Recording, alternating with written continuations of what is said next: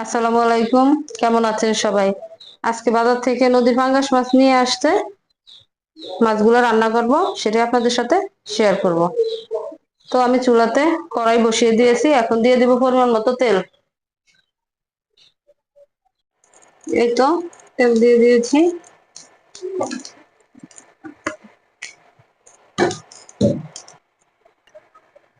এখন দিয়ে দিব কাটা পেঁয়াজ। এখন ভেজে নেব। পেঁয়াজটা ভাজা ভাজা হয়ে গেছে। এখানে আমি নিয়ে নিয়েছি আদা, রসুন, শুকনো মরিচ, জিরা। এগুলো আমি পাটা বেটে নিয়েছি, এখন এগুলো আমি দিয়ে দেব।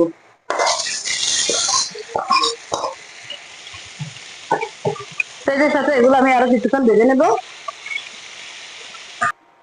এই তো আমার সব মশলা একসাথে ভাজা হয়ে গেছে, এখন আমি দিয়ে দিব পরিমাণ মতো পানি।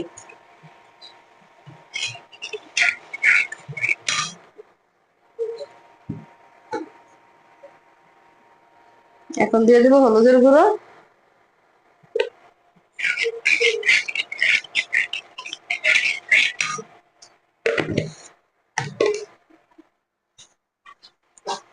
পরিমাণ মতো লবণ।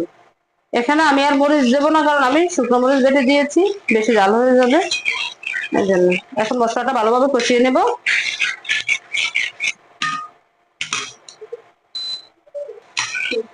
এই তো মশলা থেকে তেল ছেড়ে দিয়েছে। এখন আমি পরিমাণ মতো আরেকটু পানি দিয়ে মাছগুলো কষিয়ে নেব। দিয়ে দিলাম পরিমাণ মতো পানি। পানিগুলো ফুটে আসলে আমি মাছগুলো দিয়ে দেব। এই তো জলগুলো ফুটে উঠেছে, আমি এক এক করে মাছগুলো দিয়ে দেব।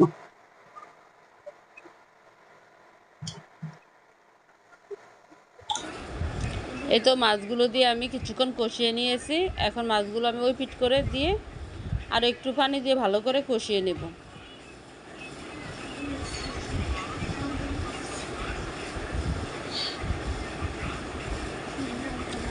এখন মাছগুলো আরও কিছুক্ষণ রান্না করে নেব। এই তো মাছটা প্রায় হয়ে গেছে, এখন আমি দিয়ে দেব ধনেপাতা। ধনেপাতা দিয়ে আমি আরও কিছুক্ষণ ঢেকে রান্না করে নেব।